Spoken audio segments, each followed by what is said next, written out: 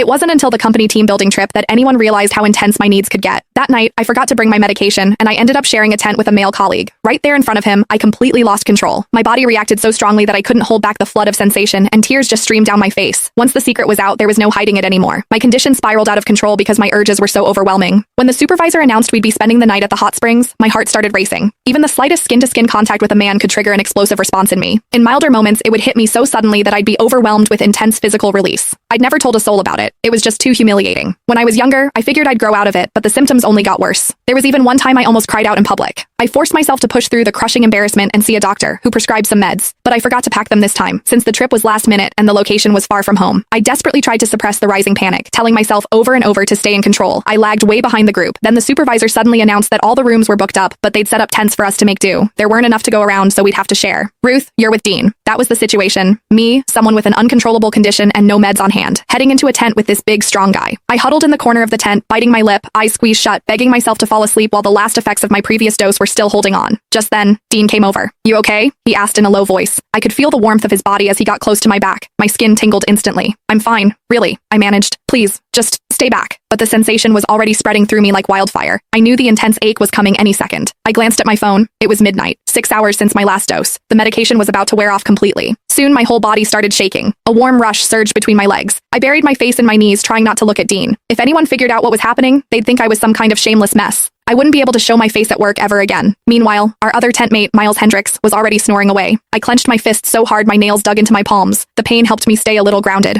I whispered to Dean, "Sorry, I'm not trying to push you away. I just don't feel well." To my surprise, he didn't hesitate. He stepped closer, reached out with those warm, strong hands, and gently touched my forehead. Even though he was just checking for a fever, my eyes drifted down to his chest. It was dark, but through his shirt, I could make out the line of his collarbone and the outline of his muscles. The next second, my body tensed up sharply. In a wave of deep embarrassment, I was hit with another overwhelming release. I barely stifled the sound that wanted to escape. Worst of all, the aftershocks made me tremble even more. Dean clearly noticed. "That's weird. You're flushed, but no fever," he murmured, still softly brushing my forehead and cheek. I shook harder, turning my face away, but the tent wall was right there. No escape. I clenched my jaw to keep quiet, while realizing I couldn't stay trapped in this small space. All I could smell was him. No cigarette smoke, just a clean soap scent mixed with that strong, unmistakable masculine vibe. In a panic, I shoved him away. He stumbled back a few steps. I scrambled out of the tent. I didn't even think about how short my skirt was or how obvious the dampness on my lace underwear must have been. He quickly turned away, trying not to stare, but he wasn't clueless. He seemed to put it together in an instant and hurried out after me. By then, I was completely out of control, my body burning with need like never before. My mind was flooded with images of Dean, the bit of collarbone peeking from his white shirt, his Adam's apple moving when he swallowed, his healthy tan skin, those warm hands. I hadn't gone far before my legs gave out and I dropped to my knees. The urge had totally taken over. The impact on the ground didn't even register. Dean caught up immediately, trying to stop me. He helped me up. "What's wrong?" he asked